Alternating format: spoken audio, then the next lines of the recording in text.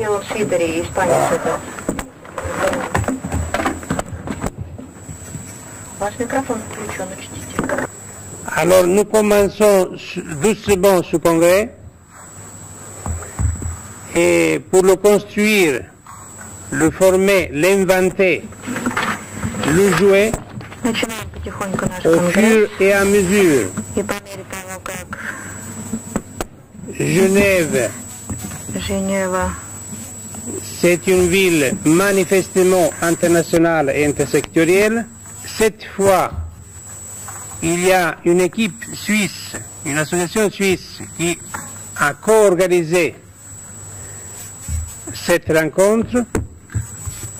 Nous avons invité, pas de manière massive, mais toujours très doucement, les habitants de Genève, ceux qui sont intéressés à y participer. Voilà, nous sommes là pour la charte intellectuelle. Il y a des congressistes qui viennent de l'Amérique, de la Russie, de l'Algérie, d'Israël, de différents bords de l'Europe. Et pour la charte intellectuelle, la charte de la parole originaire,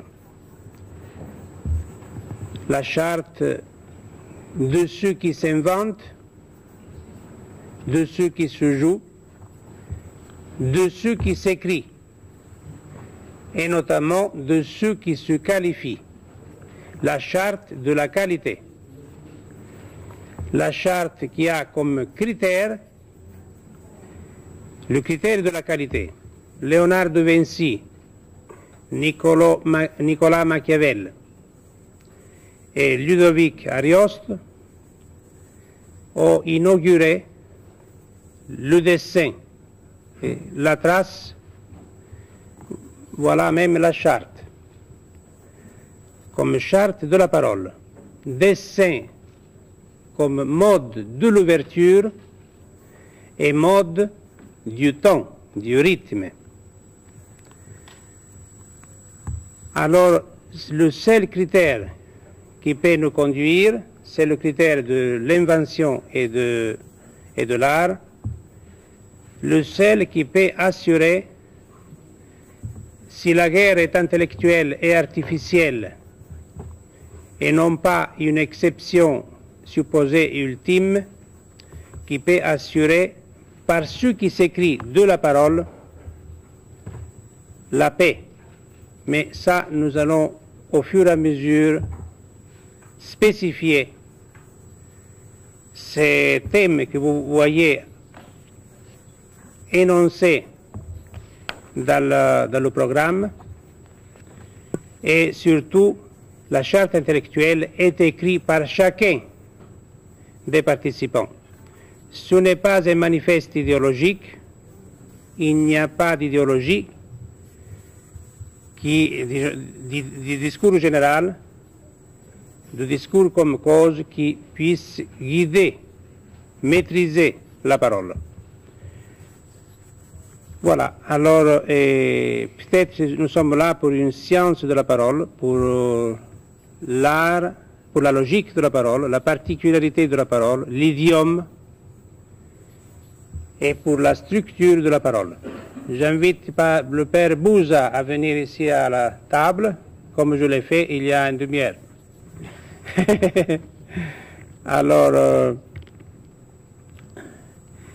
Alors ici, d'abord, il y a à côté de moi, donc je salue les amis qui sont venus de Moscou, de l'Amérique, de différents pays. Les autres vont arriver. Et je remercie d'ores et déjà l'équipe suisse qui a co-organisé le congrès. Cette rencontre, finalement, ce laboratoire, qui peut-être, donc, au fur et à mesure, va inventer le congrès comme dispositif. Machiavel disait dispositif d'administration, dispositif de gouvernement, dispositif de parti, la partie, non pas le parti, dispositif de bataille artificielle, de bataille intellectuelle, et non pas nationale, dispositif d'écriture. Le Congrès comme dispositif intellectuel, comme dispositif donc de qualité, va se spécifier, va s'inventer au fur et à mesure. Il n'est pas donné préalablement. Préalablement, ce qu'il y a là, c'est une équipe qui va avoir des participants différents pendant les 3 journées. Et au fur et à mesure,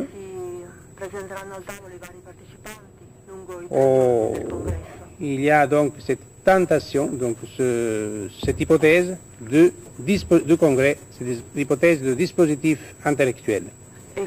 Alors, à côté de moi, il y a donc justement Monsieur Yves Berthelot, qui travaille à l'ONU comme donc économiste, insigne, et comme parmi les plus importants aujourd'hui, non seulement en Europe, et il se trouve comme directeur, secrétaire du département de l'ONU concernant le développement économique de l'Europe, si j'ai bien compris. Et le secrétaire général va arriver aujourd'hui ici au palais de l'ONU. Qui al palazzo delle nazioni. Alors, le palais de l'ONU est utilisé évidemment pour des rencontres d'ordre. Un palazzo usato per incontri d'ordine politico, per trattative di pace, che talvolta prendono risultati molto interessanti, a volte risultati che vengono rinviati. Questo palazzo è Nazioni Unite in Europa. Pour différentes rencontres de paix. Quindi Ginevra serve per questi incontri che chiamiamo di pace. La base della pace e della trasformazione è una base intellettuale, è la trasformazione culturale che precede la trasformazione economica e politica. Dove c'è un vuoto culturale non c'è trasformazione. Si possono fare le migliori riforme, ma non troveranno applicazione se la mentalità è pari à toute nouveauté, même d'ordre économique, même d'ordre politique. Anche a quelli d'ordine economico e politico. Je suis très content de passer d'abord Di passare la parola anzitutto au professeur Yves Berthelot al professor Yves Berthelot pour inaugurer aussi comme représentant de son département et à titre personnel et comme économiste, sia come comme rappresentante intellectuel, del suo dipartimento, sia a titolo personale, sia come pour le début de notre economista e intellettuale, dans différents pays. Je lui passais donc la parole pour qu'il inaugure cette rencontre, ici, dans le siège de l'ONU, des Nations qui Unies. nella sede dell'ONU.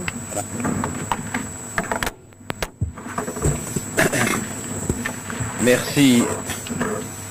Vi ringrazio.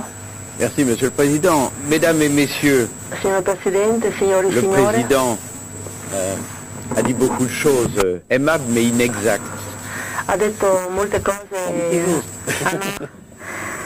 non Je ne suis pas un grand économiste, mais effectivement je suis en charge de la sono incaricato Commission économique pour l'Europe des Nations Unies. della economica per l'Europa delle Et Nazioni Unite. effectivement, je viens ici à titre personnel puisque Qui a titolo vous personale, avez eu l'amabilité de perché ho m'inviter avuto à être avec vous l'amabilità au di début de cette invitarmi e réunion de la farmi charte parlare all'inizio intellectuelle. di questa J'ai accepté avec riunione plaisir, la carta pas intellettuale. tellement pour parler, Et pour avoir l'occasion, quand je serai un peu plus libre demain ou dans la fin de la journée, de m'asseoir quelque part dans le fond et de vous entendre. Vous êtes, comme vient de le rappeler le président, dans l'enceinte des Nations Unies, qui, depuis longtemps, ont mesuré l'importance de ce que nous appelons dans notre jargon les organisations non gouvernementales, c'est-à-dire au fond tout rassemblement guidé par un objectif, un souci, une préoccupation commune. Et nous avons considéré aux Nations Unies ces ONG à la fois comme un instrument et comme un signe de la démocratie et comme un lieu de mûrissement et de diffusion des idées. Bien entendu, ici vous portez seul la responsabilité de vos propos et c'est la réunion de la charte intellectuelle. Mais j'étais sûr et je suis sûr à regarder la liste des participants et de vos invités que vos échanges seront riches de la diversité des arts et des causes auxquelles vous avez consacré votre vie. Pour ma part, je voudrais simplement rappeler que vous êtes dans un lieu où depuis bientôt 80 ans, le lieu c'est Genève, le palais lui-même n'a que 60 ans. À peu près. Vous êtes dans un lieu où donc depuis bientôt 80 ans, les pays du monde se retrouvent au sein de la Société des Nations, puis des Nations Unies, pour tenter de préserver ou de construire la paix, pour coopérer au développement de tous les peuples et pour faire reconnaître et respecter la dignité et les droits de l'homme, la dignité et le droit de chaque individu, homme, femme ou enfant. Il suffit de regarder le monde pour voir à la fois les progrès réalisés et les échecs subis. Pour constater que les progrès accomplis sont fragiles et souvent remis en cause, mais qu'en même temps, les échecs n'ont pas empêché de sans cesse se remettre à l'ouvrage. C'est la grandeur des Nations Unies que d'avoir des objectifs nobles et universels et de la persévérance.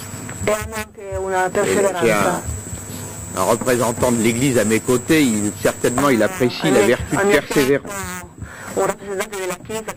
En une année où les échecs dans l'œuvre de paix et de respect des droits de l'homme semblent l'emporter sur les succès, il est utile de se rappeler cette vertu. Dans le domaine du développement, il y a, à mon avis, davantage matière à se réjouir. Des pays émergent du sous-développement, des pays progressent significativement dans le complexe passage de l'économie centralisée à l'économie de marché. Chaque jour, les règles du jeu des relations internationales s'affinent et apportent aux plus faibles des instruments pour résister à la loi du plus fort. Mais plus encore, dans le domaine des idées, qui est le vôtre, des progrès réels, me semble-t-il, se font. Dans le domaine de l'économie appliquée, pas théorique, dans le domaine de l'économie appliquée, j'en soulignerai deux pour cette année. Le premier est à mon avis la fin d'un faux débat. Il arrive qu'il y ait de faux débats. La première est la fin d'un faux débat sur les politiques à conduire pour passer de l'économie de marché à l'économie, non, de l'économie planifiée à l'économie de marché. Ce débat qui a beaucoup intéressé les gens dans les années 90-93 portait sur le choix entre des thérapies de choc et des thérapies progressives. On a bien découvert à l'usage qu'il n'y avait pas de thérapie de choc et qu'il n'y avait pas de thérapie progressive qui soit douce. Et on s'est aperçu que le changement d'un système économique impliquait un changement des comportements, un changement des organisations institutionnelles et sociales, et que il n'était difficile de progresser durablement dans un secteur sans progrès simultané dans d'autres. Et donc, la réflexion s'oriente sur la bonne organisation dans le temps des réformes à faire. Quelles sont les réformes à faire dans le domaine de la gestion macroéconomique, des transformations structurelles, de la création des institutions et de l'éducation? Quelles sont celles qu'il faut faire d'abord? Quelles sont celles qu'il faut faire après? Et comment se relient-elles les unes aux autres? Vient d'être de passer d'une idée de slogan à une démarche complexe.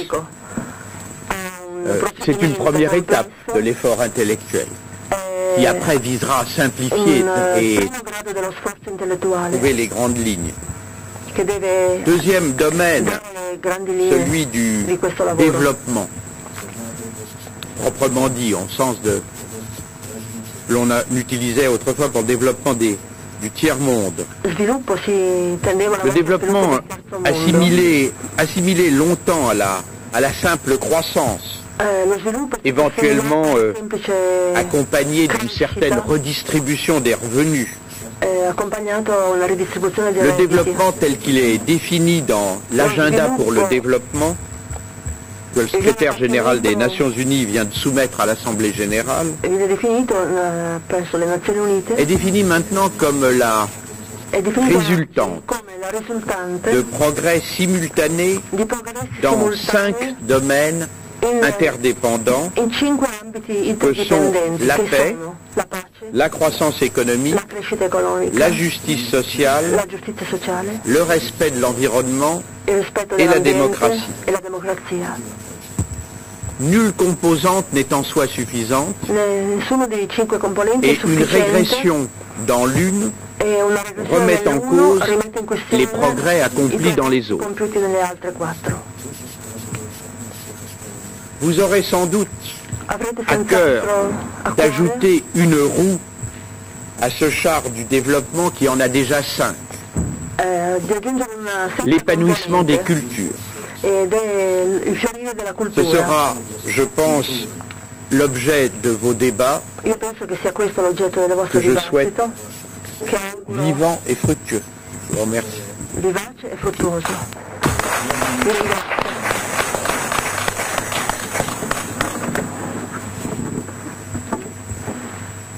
Alors, je remercie M. Bertolon et l'ouverture de la parole est originaire et la simultanéité, ce qu'il a souligné, et la condition du rythme. Pas de synchronicité, pas de contemporanéité mythologique, évidemment. L'intersectoriel et l'international se tissent par le rythme, par le temps, et donc par la division non algébrique. Con la divisione non C'est algebrica. ça la base pour la culture et l'art, pour Per la l'invention cultura e l'arte, per et le jeu, l'invenzione e il gioco, pour la machine et pour la technique. per la macchina e la tecnica. Alors, je remercie M. Berthelot et j'espère qu'il puisse intervenir dans d'autres moments pendant le congrès. Aujourd'hui, il est engagé avec le secrétaire général de l'ONU qui doit arriver des réunions avant Budapest, non? Avant le voyage à Budapest. E per riunioni che precedono il viaggio a Budapest. Dimanche, non, je crois. Dimanche. Voilà. Et... Merci. Laisse commencer.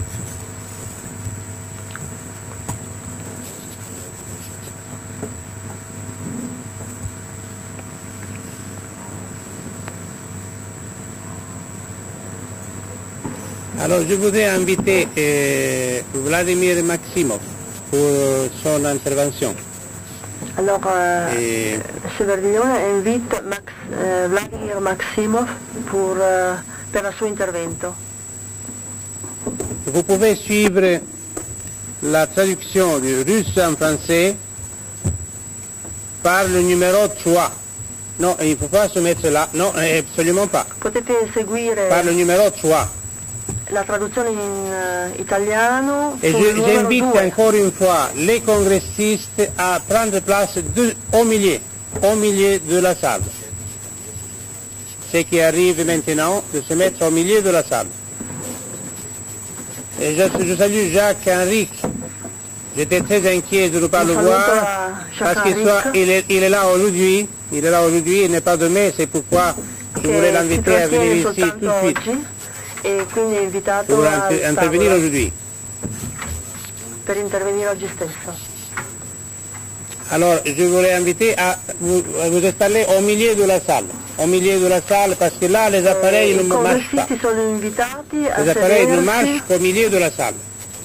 a sedersi al centro della sala. I congressisti sono invitati ad avanzare a sedersi al centro della sala. Porte prévenue.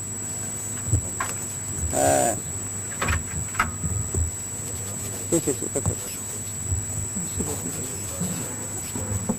De l'eau.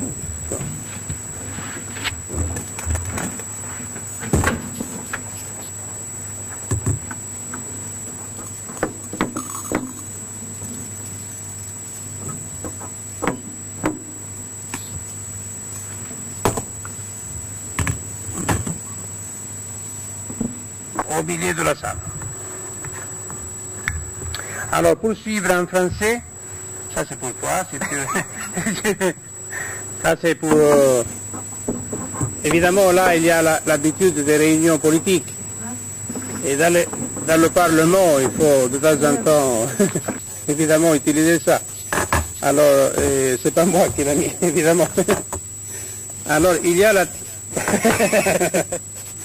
Alors, il y a la... C'est sur le 3. Canal numéro 3. Pour suivre en français. Pour suivre en langue russe, 1. Pour suivre en français le 3. Et Per seguire in italiano il 2. en russe le premier, en français le 3. Et pour suivre en italien, 2. Il 2. 2 pour suivre en italien. Mais il vaut mieux suivre en langue russe, évidemment.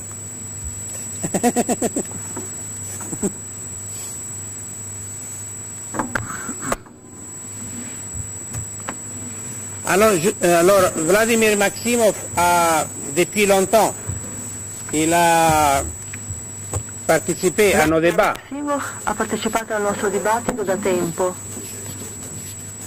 En Italie, en France, In Italia, in et Francia, dans d'autres pays. e in altri paesi. Et aussi donc à Et anche Saint-Pétersbourg, a San Pietroburgo, lorsque nous avons tenu notre congrès au quando palais abbiamo du Tauride.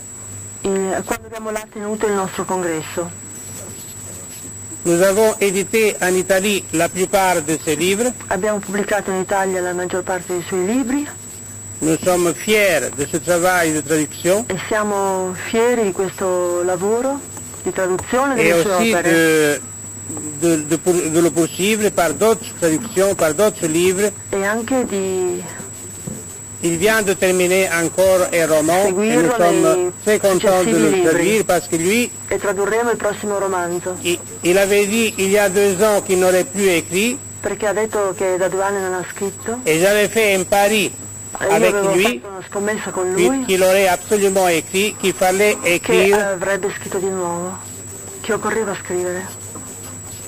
Ici, la charte intellectuelle, elle est notamment la charte de l'écriture. Qui la carta intellettuale è in particolare la carta della Voilà, scrittura. je lui passe la parole. Знаете, сеньор Делёни говорил, что я участвовал почти во всех конференциях фонда. И, как правило, в общем, выступал довольно коротко. На этот раз, к сожалению, вы меня извините. Извините, я займу вашего времени около получаса. Но это для меня необходимо, если вас это не утомит. Я посвятил свое выступление судьбе русской интеллигенции.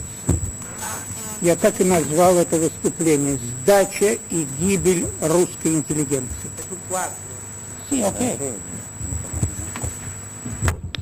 Только что я закончил чтение дневника Корнея Чуковского.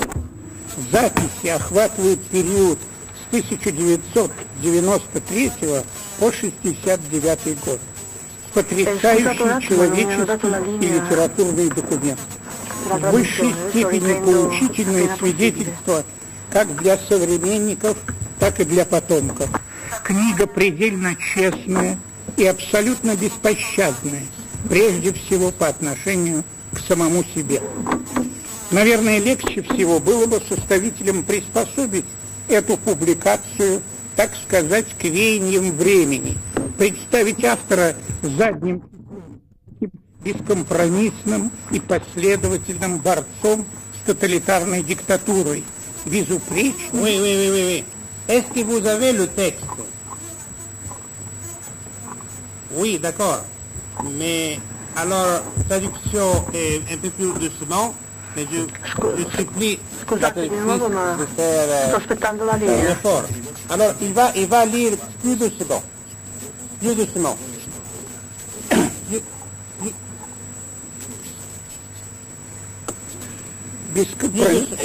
Бескомпромиссным и последовательным борцом с тоталитарной диктатурой, безупречным альтруистом или жертвой бесчеловечного режима. К их чести они избежали этого комфортного соблазна. Книга лишена даже малейших претензий на хрестоматийный глянец. Редакторские отточия в ней едва ли носят какой-либо конъюнктурный характер. В противном случае в тексте едва ли остались бы нетронутыми такие, к примеру, свидетельства. Вечером был у Тынянова. Говорил ему свои мысли о колхозах. Он говорит: я думаю тоже. Я историк и восхищаюсь Сталиным как историк. В историческом аспекте Сталин, как автор колхоза, величайший из гениев, перестроивших мир. Если бы он, кроме колхоза, ничего не сделал, он и тогда бы был достоин называться гениальнейшим человеком эпохи. Но, пожалуйста, не говорите об этом никому. Почему? Да вы знаете, сколько прохвостов хвалит его теперь для самозащиты. Что если мы слишком громко начнем восхвалять его, и нас причислят к той же бессовестной группе. Вообще он очень предан советской власти, то есть Тынян. Но из какого-то чувства уважения к ней не хочет афишировать свою Максимов parla con molta ironia e sottigliezza. На съезде сидел в 6-м или 7-м ряду. Оглянулся Борис Пастернак. Я пошел к нему, взял его в передние ряды. Рядом со мной было свободное место. Вдруг появляется Каганович, Ворошилов, Андреев, Жданов и Сталин. Что сделал из зала? А он стоял немного утомленный, задумчивый и величавый. Чувствовалась огромная привычка власти, сила и в то же время мягкое. Я оглянулся.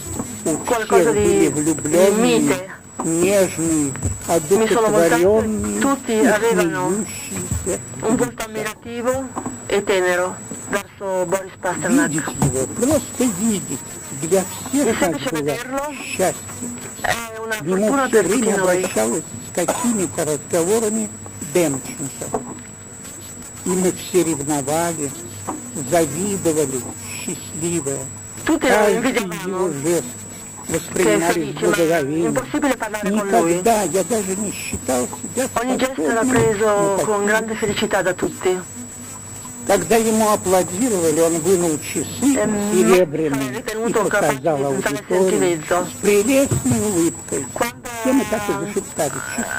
Часы. Он показал часы. И потом, расходясь, уже возле вечера вновь вспоминали об этих часах. Пастернак шептал мне все время о нем восторженные слова, а я ему. И оба мы в один голос сказали: ах, это Демченко, заслоняет его на меня. Домой мы шли с Пастернаком и оба упивались нашим. Sono tornato a casa con Pasternak Заметьте, e abbiamo tutti goduto di questa nostra grande gioia. Pour la traduction, ça va très bien. Vous pouvez poursuivre. C'est parfait. C'est parfait, c'est parfait. Mais je veux... Ok. Mais oui. Doucement. Doucement vous et doucement l'orateur. La traduttrice da russo a francese chiede che l'autore parli più lentamente e anche l'autore risente di questa duplice traduzione. Quindi voglio parlare questa attesa. Иудейского страха ради, а наедине, между собой, келейным, полнейшим самоумилением. Согласитесь, Evidentemente si tratta di un testo assai difficile. Характер их тогдашних взаимоотношений не было и не могло быть никаких лукавых соображений, чтобы обманывать друг друга или обоюдно тешить себя иллюзиями во имя элементарного самосохранения. Убежден, они были абсолютно искренни в всех своих трагических заблуждениях. К сожалению, очарование тотальной власти, политической силы, мощью тирании всегда было свойственно российской, впрочем, не только российской интеллигенции. La violazione del potere è un dato costante del Пагубное carattere очарование russo. тяготеет над нею на всем протяжении ее истории. Вспомните хотя бы Платона, Lo si nota lungo tutta la storia Гегеля, russa. Давида, Паунда, Гамсуна, Селина, Ed Сартра и еще nella storia europea многих. fino a Да, Céline e Sartre разумеется, e a как molti правило, altri. интеллигенция сама дорого платила за этот роковой. L'intelligenza ha pagato molto caro questo atteggiamento, questo errore Еще fatale. дороже платили за него миллионы и миллионы. тех безымянных, кого она при этом соблазнила. Так что ее расплата за грехи чаще всего оказывалась далеко не эквивалентной содеянному. В качестве наглядного примера позволяю себе привести лишь несколько образчиков такого самоочарования из новейшей нашей истории. Начнем со словословий по адресу Кириенко. Когда, цитирую, когда крик вашей наболевшей скорбной души призывает взбушевавшиеся страсти к высшей духовной дисциплине, к той прекрасной свободе, которая вместе с даром широких прав предъявляет и требования тяжелой ответственности, тогда в вашем лице перед нами воплощается идеал свободного гражданина, какого душа человечества лелеет на протяжении веков, а поэты и художники мира передают из поколения в поколение. Тогда мы переживаем то высокое счастье, в котором сливается воедино гражданин и художник. Хотите познакомиться с автором? Пожалуйста. Владимир Немирович Данченко. Первые параграфы данной статьи имеет теперь прямое отношение к председателю телекомпании Останкина Александру Яковлеву. Но это, судя по всему, интересует самого Яковлева менее всего. Угождая могущественным хозяевам, Scusate, ma la traduzione da russo francese è molto frammentaria. И находит его. Certamente c'è sempre questa ricerca della vittima nel popolo russo e questa volta la vittima viene trovata nel popolo russo. La vittima è il popolo russo. Поставлено. Остальное приложится само собой. И прикладывает. Русских правит и преследует в Прибалтике и Средней Азии.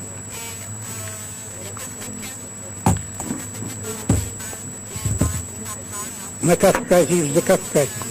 Избивают и убивают в ближнем и дальнем зарубежье.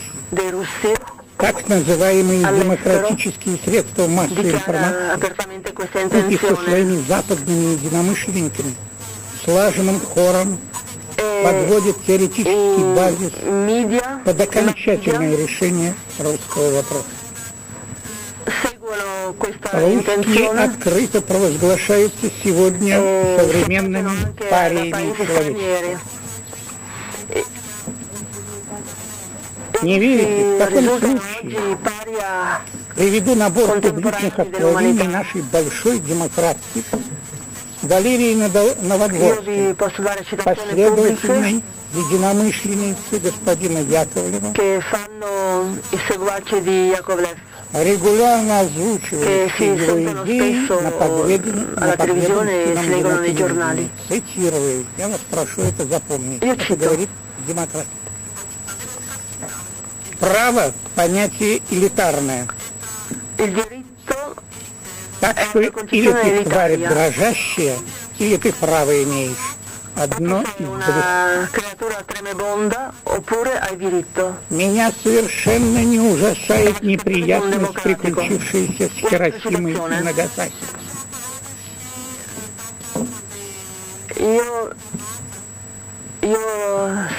И не надо про совесть.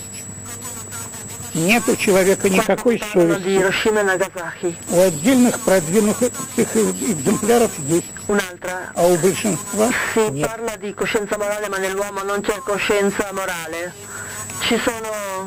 В следующий раз мне будет все равно, сколько снарядов придется в Бендерах на 1 квадратный километр. И еще одно. Почему это в Америке индейцы не заявляют о своем суверенитете?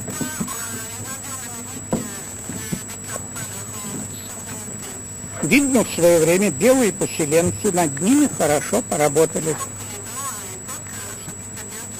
А мы, наверное, в 17-18 веках что-то со своими дикими тунгусами не доделали. И если я отдам жизнь за свободу Балтии, Украины, то когда какая-нибудь цивилизованная страна думает завоевывать Узбекистан, Таджикистан, Туркменистан, да установить тоталитарно-фашистские режимы, я благословлю их на эту дорогу. Жаль, что Россия не может считаться цивилизованной стороной.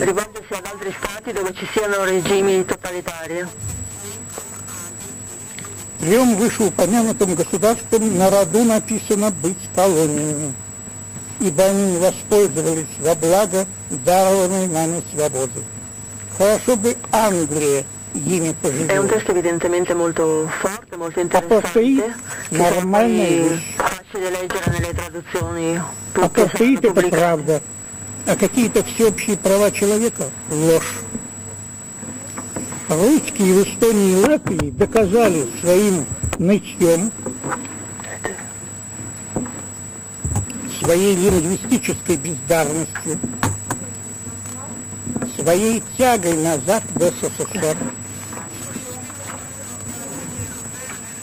своим пристрастием к красному флагу, что их нельзя с правами пускать в европейскую цивилизацию. Их положили у параши и правильно сделали. Я лично правами человека накушалась досыта.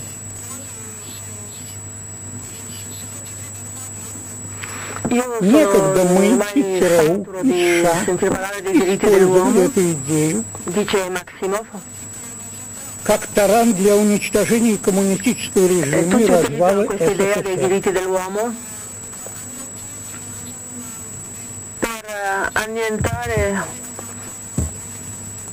Эта идея отслужила свое, и хватит врать про права человека и про правозащитников.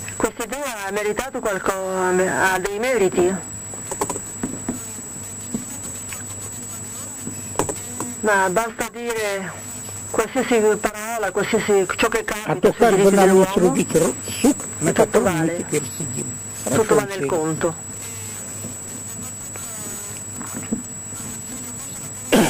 капитализм дает права с большим разбором, и далеко не все. Права на социализм в продаже нет. Заметьте, большинство цивилизованных стран у власти стоят социалисты.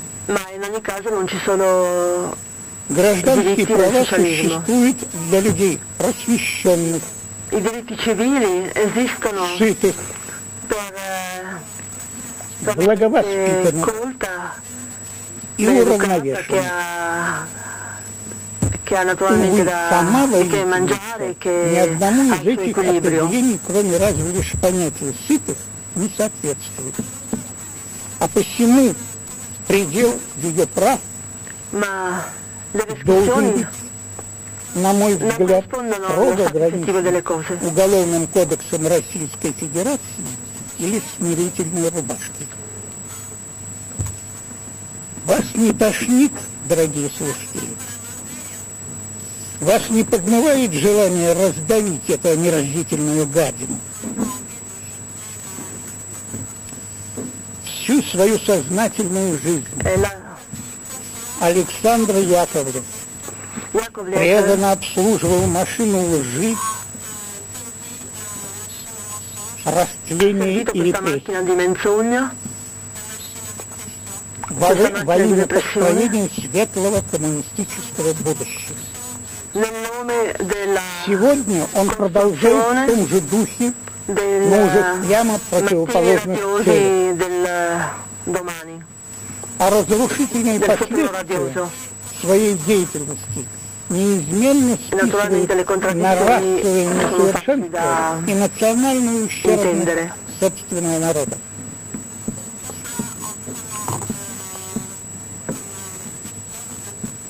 Vittima risulta sempre il popolo.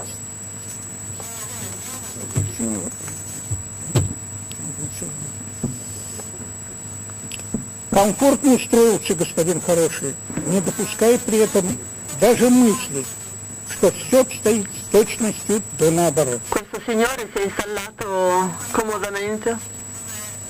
что виною всему его и таких, как он, человеческая никчемность, профессиональная несостоятельность, бездушие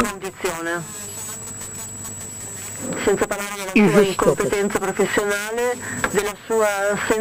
А русский народ виноват лишь в фатальной уступчивости перед их агрессивной наглостью и бандитской уверенностью в своей очередной правоте. Извините, я сказал, что это будет длиться полчаса. Осталось у меня 2,5 странички, поэтому я их уже дочитаю.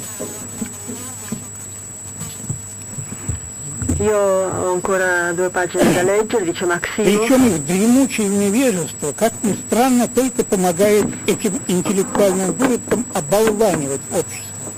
Приучив свою аудиторию верить им на слово, они вещают ей любую безграмотную чушь на уши, благо аудитории не соответствующей. Один из таких, утомленный славой знаменитый Бах, объявляет, к примеру, Россию родиной политического терроризма.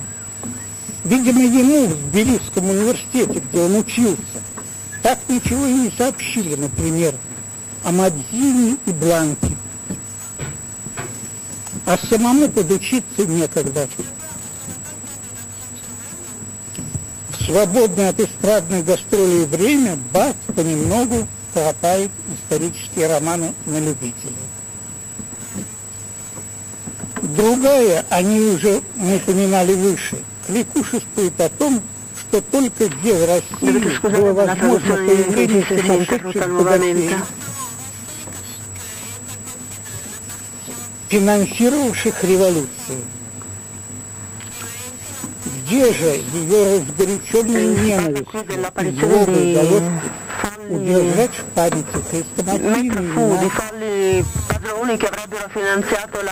имена хотя бы богача Фурье или фабриканта Энгельса, или в новейшей истории миллиардеров Фильтринелли и Хаммера, который подарил Компартии здание ее Центрального комитета.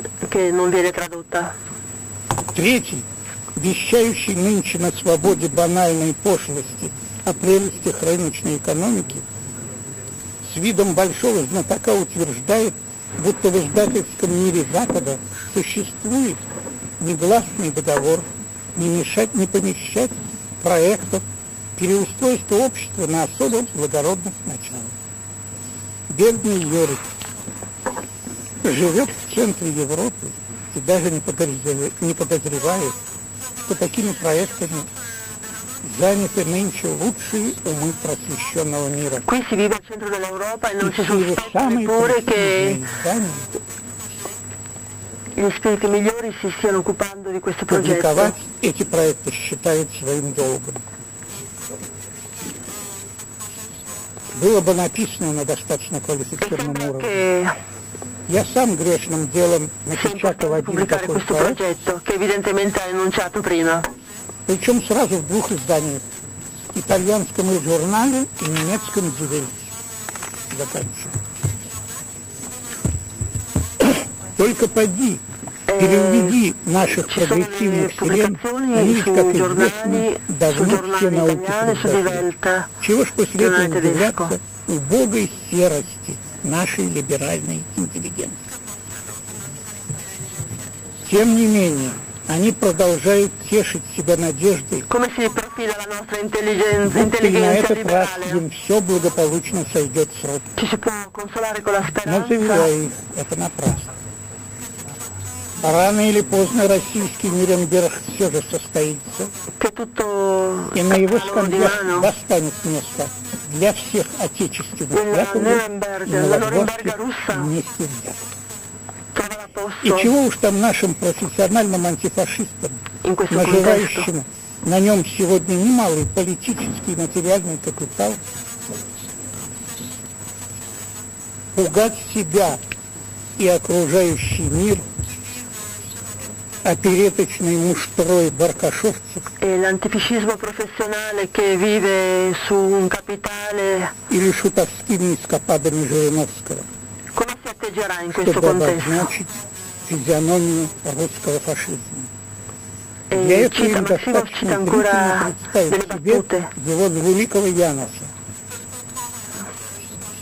Широко растиражированные прессой и телевидением in изображения Александра Яковлева и Валерия Новоглава. questa fronte di Giano Представили? doppia Симпатичная мордашка вырисовывает. di Правда? altri di suoi compatrioti. Дочитывая дневники Корнея Чуковского, я все более проникался трагичностью его на посторонний взгляд. Io mi convinco, leggendo questi giornali russi, Оказывается, ни казенные дачи, che ни descrivono ордена, ни премии, questo ни destino многочисленные издания umano e не culturale смиряют подлинно взыскующего сердца, che вобравшего non в c'è себя chance per gli organi di partiti, многие печали и горести, è come se non fossero mai esistiti. гибель близких, вероломство коллег и предательство окружающих, La perdita di рухнувшие colleghi, иллюзии и не il сбывшиеся tradimento di chi надежды, ci circondava, суетные обиды и просветляющие раскаяние. speranze non realizzate, Некоторые записи последних лет звучат поистине правительственно. come se tutto questo non fosse esistito. Конечно, Ci sono имя Солженицына alcune войдет в note литературу, в историю, как имя одного из благороднейших борцов за свободу. Но все же в его правде есть неправда. Сколько среди коммунистов было восхитительных, самоотверженных, светлых людей, которые действительно создали или пытались создать основы общественного хозяйства. Списывать их со счета come nel comunismo c'erano нельзя, persone che si так же, как нельзя sacrificavano. забывать и о том, что свобода слова нужна очень ограниченному кругу людей. Occorre che tutto questo non sia А dimenticato. большинство, даже из интеллигентов, врачи, геологи, офицеры, летчики, архитекторы, плотники, Gli каменщики, шоферы architetti, i делают geologi, свое дело и без него. Правда, i автор здесь в этом negozianti месте fanno i loro типичный affari senza la представитель libertà di либеральных parola. тех лет. Тут же иронически спохватывается. Вот до какой ерунды я дописался, а все потому, что болезнь моя повредила мои бедные мозги. Но, думаю, напрасно, Корней Иванович. Ваши бы больные мозги, да нынешним апологетам капитализма, еще не износившим своих большевистских ormai il башков. mio cervello. Molta Или вот ironia in запись, questo которая intervento тоже di дорогого стоит. Maximoff. Подлинно Bellissimo культурные люди leggerlo quando si è окажутся tradotto. вскоре в такой изоляции, что, например, Герцен или Тютчев и все, что они несут с собой, будет задушено массовой полукультурой. Новые 60-е годы, но еще круче, еще осатанели. Для них даже поп-литература слишком большая вершина. 2-3 готовых мыслишки и хватит на всю жизнь. Записано C'è gente per cui 2 o 3 pensieri bastano per tutta la vita e non... Звучит так, словно автор наш Alcuni scrivono da 30 anni. И единственное, о чем я сожалею, раздумывая Le по loro поводу parole этой suonano come se поучительной книги, fossero dette da contemporanei. что прозревает русская интеллигенция всегда слишком L'intelligenza поздно. russa si Когда sveglia уже sempre ничего, tardi, questo è ну un fatto. ничегошеньки нельзя изменить. Прости ее, Господи, ибо она не ведает, что творит. Dio li perdoni, non sanno По quello che моему fanno. глубочайшему убеждению, историческое Secondo la действие mia profonda под названием convinzione, Россия необратимо storica приближается к своему концу. И мне уже слышится поступь последнего из cioè, ее la великих Russia si avvicina музыкантов, alla sua fine. который произнесет над ее изголовьем свое последнее слово. Закройте занавес, трагедия окончена. chiudete il sipario, la tragedia è finita.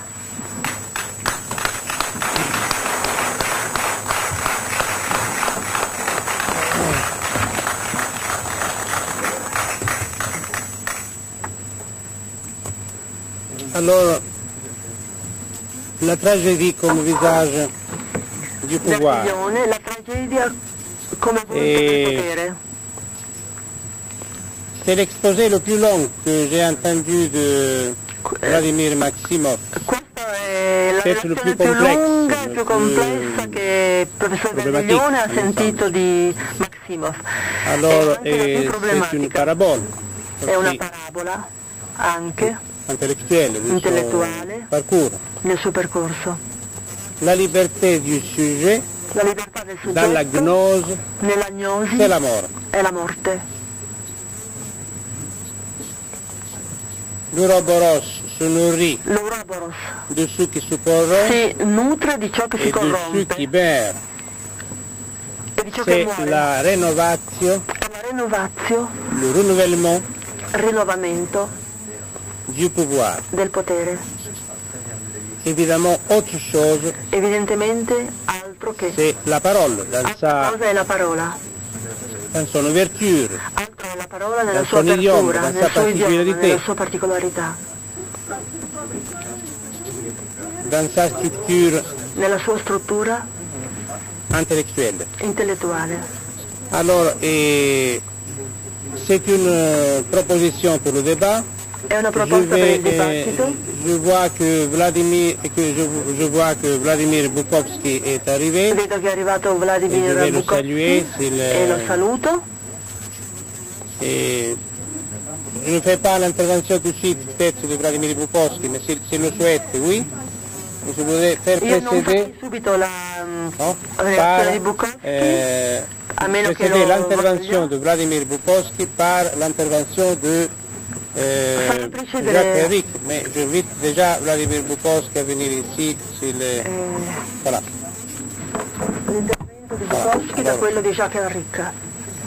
Alors Jacques Henrique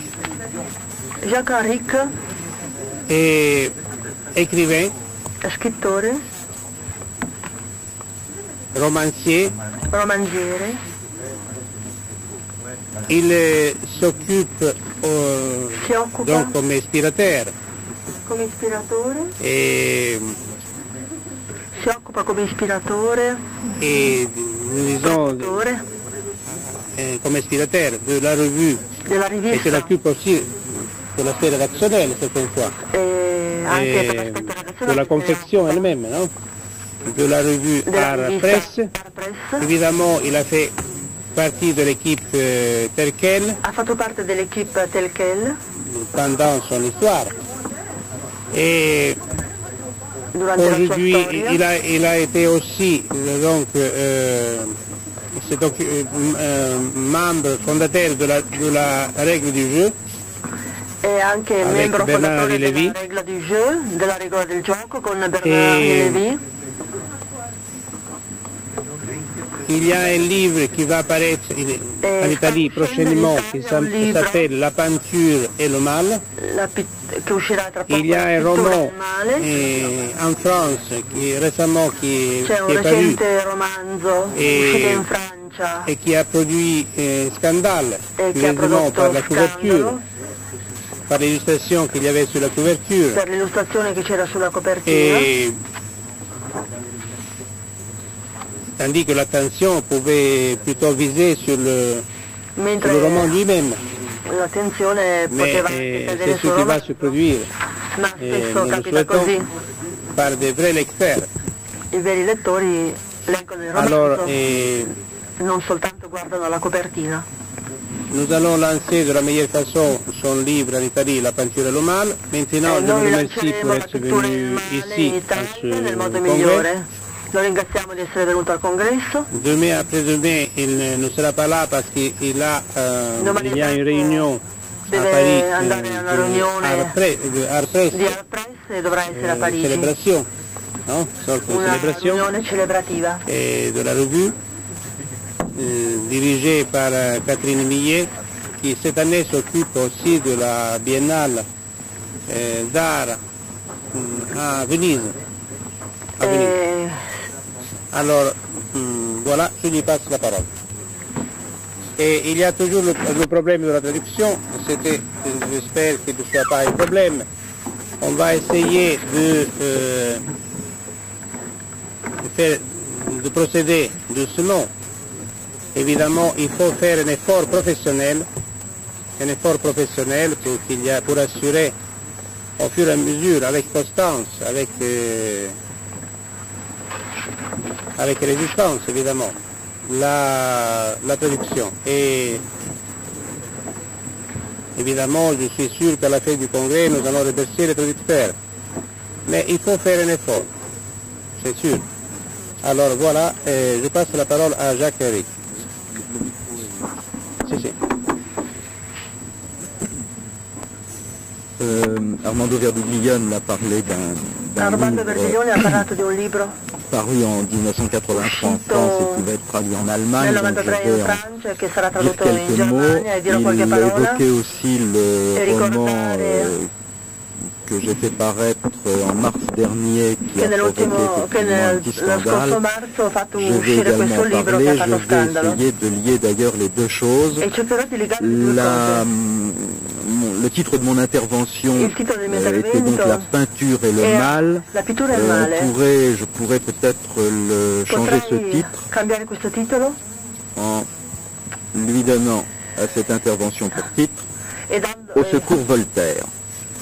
Vous savez qu'en France en ce moment, c'est une expression qui revient souvent. Je suis passé tout à l'heure là en venant ici sur petit chemin ou une route qui s'appelle la route de Ferney, ça m'a beaucoup ému, et donc il va être un petit peu question aussi de Voltaire.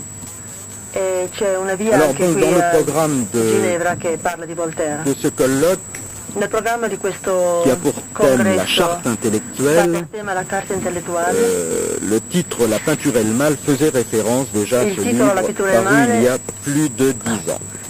Il s'agit, ce livre, La peinture et le mal, d'un essai, ça n'est pas un roman, et le titre de cet essai faisait référence de façon explicite à Georges Bataille et à son essai qui s'appelait donc la littérature et le mal. Et donc mon essai annonçait une réflexion, une analyse qui avait pour objet, comme le titre l'indique, la peinture en général, mais plus singulièrement quelques artistes singuliers dont l'œuvre me semblait avoir joué un rôle majeur dans l'histoire de l'art. Il était question notamment dans cet essai aussi bien de peintres comme Masaccio, Titien, Tintoret, Watteau, Poussin, Greco, Goya, que de peintres plus contemporains comme Pollock, de Kooning, Duchamp ou Mondrian. Seulement il s'agissait pour moi, avec ce livre, non pas d'écrire une énième monographie sur tous ces peintres célèbres, mais de soumettre cet objet qu'est la peinture, et particulièrement les œuvres singulières dont je parlais à l'instant, à une sorte de radiographie. Il existe une sorte de pile atomique à très forte énergie radioactive qui est enfouie dans les profondeurs de notre culture gréco-judéo-chrétienne qui, selon moi, permet d'éclairer et de lire ensemble tout l'ensemble de cette culture. Encore faut-il bien sûr connaître l'existence de cette pile et savoir la faire fonctionner. Cette pile à rayonnement puissant, c'est, comment appeler ça, la notion ou le concept, ou la catégorie du mal. Et à la différence de Georges Bataille, qui dans son recueil d'essais dont je parlais tout à l'heure, La littérature et le mal, entendait le mal dans une acception très large. Je rappelle que Bataille désignait par mal toute une sphère qu'il appelait la dépense improductive, Il classait dans cette sphère l'érotisme, le rire, le sacrifice. Pour ma part, dans la peinture El Mal, j'entends le mot mal, je fais référence plutôt avec cette notion de mal au catholicisme. Et je dis bien le catholicisme et pas le christianisme, précisément parce que il me semble que le catholicisme a une conception du mal, notamment dans le péché, la notion de péché originel, qui me paraît particulièrement intéressante et forte. Alors, je dirais en quelques mots ce que j'ai essayé de montrer dans cet essai. J'ai essayé de montrer comment l'oubli, ou le refoulement, ou carrément la dénégation, ou même la négation pure et simple de cette catégorie du mal, c'est-à-dire de cette donnée première qui est au fondement même du judéo-christianisme, et que le catholicisme d'ailleurs va face et contre toutes les hérésies maintenir, affermir, assumer. J'ai donc essayé de montrer comment l'évacuation de cette idée que l'homme un jour a chuté, a connu cette catastrophe originelle, fondatrice de son être et de son être comme sujet divisé, de sujet divisé, clivé, de sujet sexué. Comment donc ce déni du péché originel et de ses conséquences a eu pour effet de communiquer à la peinture ce que, pour ma part, je considère comme une véritable maladie mortelle. J'ai également tenté de montrer dans cet essai comment la croyance au progrès infini de l'homme, de l'espèce, des sociétés, comment les idéologies laïques du bien, les philosophies et les morales ne prenant pas en compte l'existence de cette pulsion de mort mise au jour par Freud, et avant lui d'ailleurs, je dirais par toutes les grandes œuvres de la littérature, comment elles ont, dans une sorte d'effet pervers involontaire, permis, suscité, ou pour le moins été absolument inapte à empêcher l'irruption de la monstruosité dans le réel, et plus particulièrement pour ce qui est de notre siècle, je veux dire le XXe siècle, catastrophe qui porte des noms, tout à l'heure d'ailleurs Maximov en évoquait quelques-unes de ces catastrophes, ça a été le stalinisme, le goulag, le fascisme, le nazisme, la Shoah, toutes les formes de racisme, d'antisémitisme, la multiplication des charniers humains, et plus près de nous hélas, parce qu'il semble bien que rien n'a l'air de vouloir s'arrêter, puisque la machine infernale continue ses ravages, aujourd'hui la purification ethnique et les génocides. Toutes ces images qui nous viennent depuis des mois et des mois de Bosnie et du Rwanda notamment, sont suffisamment parlantes pour que je n'ai pas insisté. Donc il s'agissait pour moi en somme de vérifier dans ce livre, La peinture El Mal, à travers une analyse des avant-gardes artistiques du XXe siècle, s'il y avait bien un lien qui existait sur le plan symbolique entre le réel, les catastrophes dans le réel, et les catastrophes dans le symbolique, et notamment dans la peinture. Quand je dis sur le plan symbolique, ça veut dire par exemple, puisque je parle des avant-gardes, est-ce qu'il est possible, comme on l'a fait, c'est une question que je pose, je ne suis pas le seul à avoir posé, de mettre sur le même plan, par exemple, un urinoir et une fresque de la Sixtine de Michel-Ange. Voilà le type de questions notamment que je me pose. Alors je ne vais pas ici reprendre ma démonstration. J'aimerais parler aujourd'hui un peu d'autre chose, bien que cette autre chose, j'espère vous allez le voir, et quelques liens avec ce que je viens d'évoquer. Dans mon essai La peinture El Mal, il y avait un peintre dont je n'ai pas parlé, qui s'appelle Courbet. Et pourtant cet essai où je traitais du mal avait évidemment pour thème essentiel le thème sexuel. Il était ce thème inévitablement présent ayant à parler de mal, il était très insistant et on aurait pu s'attendre dans ma démonstration que justement ce peintre, Gustave Courbet, figura en première place dans mes analyses. Je parle du Courbet, bien entendu, de l'atelier, des deux amis, de ce tableau qui s'appelle La femme au bas blanc, et surtout d'un tableau, et je viens à la deuxième partie de mon exposé, et surtout d'un tableau qui s'appelle L'origine du monde. Alors cet oubli en fait de ma part n'était pas tout à fait involontaire. Je savais qu'un jour j'aurais l'occasion de traiter à part, parce que ça me semblait un peintre particulièrement important, dans le livre La peinture et le mal, j'aurais pu y consacrer simplement quelques lignes, quelques pages, et je me suis dit que c'était insuffisant et qu'un jour, donc, je reviendrai sur Courbet. Et au lieu de choisir d'écrire à nouveau un essai, j'ai préféré, pour des tas de raisons, passer par la voie romanesque pour parler de Courbet. Alors, ce livre, je crois que d'ailleurs il doit se trouver sur la table là, donc tout à l'heure quand je vais évoquer la couverture de ce livre, vous pourrez vérifier un petit peu de visu. Voilà. Donc ce livre s'appelait Adoration perpétuelle. Alors je voudrais, ça m'intéresse beaucoup de raconter cette histoire à Genève, pour les raisons que je suggérais tout à l'heure. C'est amusant que j'ai évoqué même mes petites mésaventures à cause de ce roman et notamment de sa couverture. Mais je crois être en faisant ici dans l'esprit de ce congrès, puisqu'il doit être quand même souvent rapport, il doit être souvent question du rapport que les intellectuels entretiennent avec la société et en particulier avec le juridique, avec la loi.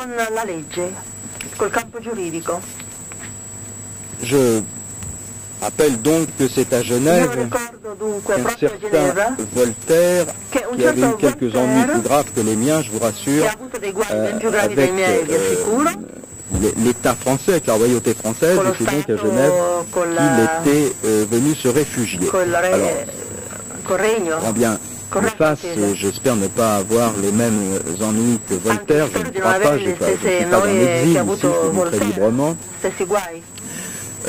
J'espère donc ne pas avoir à pâtir des mêmes aventures, mes aventures de Voltaire. Mais même si ma petite histoire est moins grave, elle est quand même significative d'un certain climat intellectuel, moral, politique.